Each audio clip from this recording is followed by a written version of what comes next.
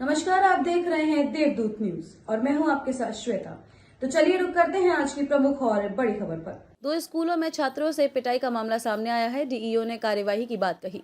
बालाघाट शहर के उपनगरीय क्षेत्र के बूढ़ी में संचालित अशासकीय स्कूल गायत्री विद्या मंदिर की प्राचार्य पुष्पा तुरकर ने छात्र गौरव भोकासे की इतनी पिटाई की कि उसके बाएं जांघ पर पिटाई के निशान पड़ गए और खून जमा होने की वजह से वह जगह काली हो गई। छात्र गौरव भोकासे का कसूर सिर्फ इतना था कि उसने होमवर्क पूरा नहीं किया था। छात्र गौरव बोकासे ने बताया है कि प्राचार्य मैम के पास मेरी कॉपी जंचने गई थी, जिसमें मेरा होमवर्क अधूरा होने के कारण मैडम ने मेरी पिटाई कर दी, जिससे पैर दर्द कर रहा है और चलने में तकलीफ हो रही है।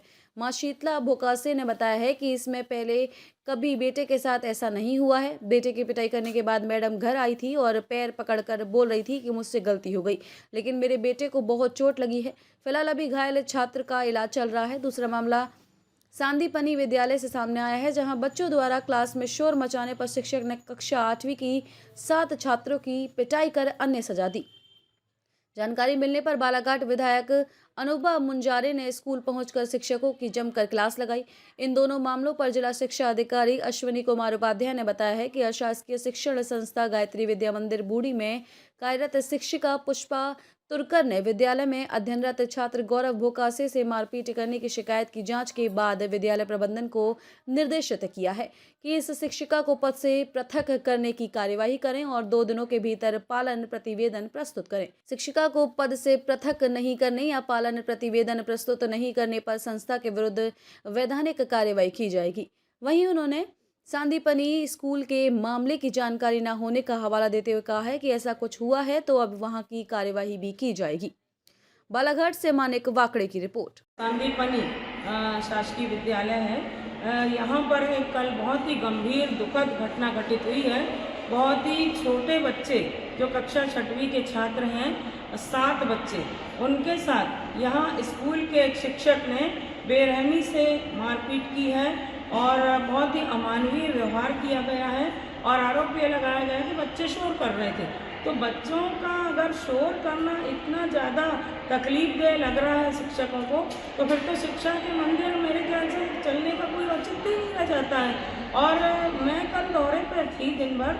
मैं जब रात्रि में लौटी बालाघाट तो मुझे बच्चों के जो पेरेंट्स हैं उनके द्वारा मुझे फ़ोन पर सूचना दी गई कि उनके छोटे छोटे बच्चे, उनके साथ इस तरह अमानवीय मारपीट की गई है स्कूल के अंदर। और आश्चर्यजनक बात यह है कि जो स्कूल के प्राचार्य हैं डॉक्टर युवराज रामदयाल जी, उनको कोई इस बारे में जानकारी नहीं, उनको जानकारी दी ही नहीं गई संबंधित शिक्षकों के द्वारा। तो ये बहुत गंभीर मामला है, बहुत दुखद मामला है।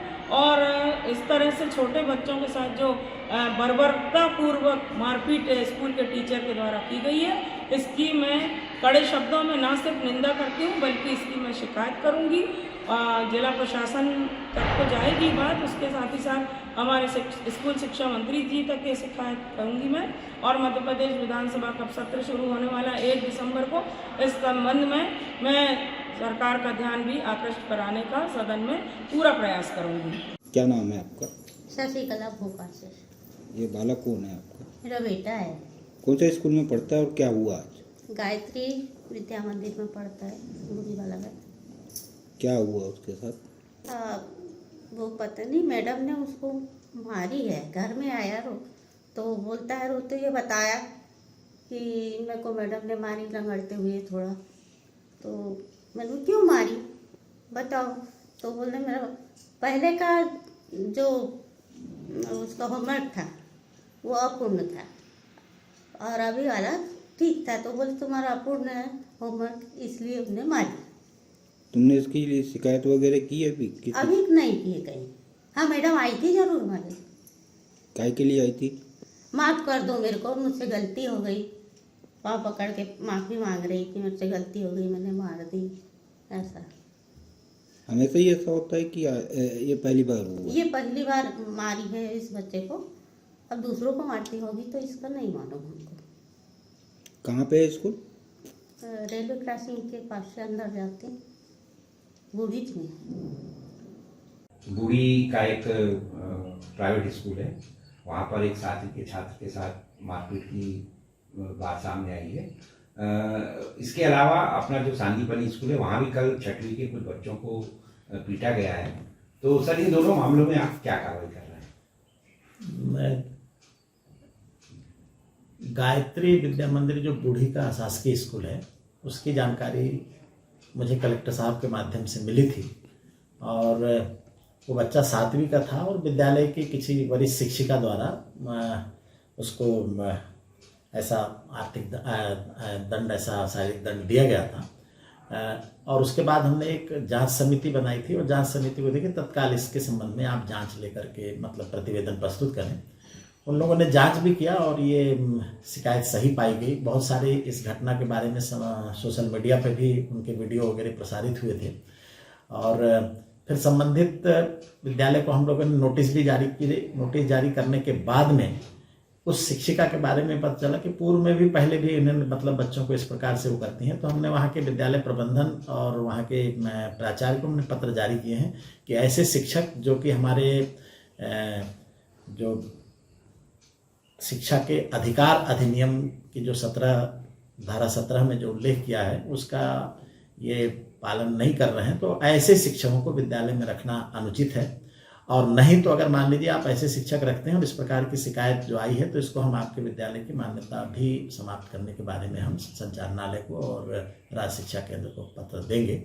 हालांकि जांच में एक बिंदु और आई है कि अभिभावक और जो शिक्षक हैं उनके बीच सामान्य समझौता हो गया है, लेकिन फिर भी अगर मान लीजिए वो ऐसा करती हैं तो ये निश्चित रूप से मैं इसकी निंदा करता हूं और हम लोग कोशिश कर रहे हैं कि ऐसे शिक्षक अशासकीय विद्यालयों में, हमारे शासकीय विद्यालयों में भी ऐसे बच्चों को इस प्रकार से शारीरिक रूप से कोई ऐसा दंड न दें, इसका हम लोग सतत निगरानी भी कर रहे हैं। सांदीपनी विद्यालय के बारे में अभी आपके बोलने से ये बात मुझे संज्ञान में आ रही है। कल मैं भी हाईकोर्ट जबलपुर में था तो मुझे, हालांकि अभी तक के मुझे इसके बारे में अभी जानकारी प्राप्त नहीं हुई है। जानकारी जैसे भी प्राप्त होती है मैं उस पर से संज्ञान में ले लेता हूं, तो इस पर भी जैसी है उस हिसाब से हम लोग उचित कार्रवाई करेंगे। सर 2002 में एक नियम आया था जिसमें बच्चों के साथ। खबरों में अब तक के लिए बस इतना ही। फिर होगी आपसे मुलाकात ऐसी एक बड़ी और खास खबर के साथ। तब तक के लिए नमस्कार और देखते रहिए देवदूत न्यूज, खबर जो सच दिखाए।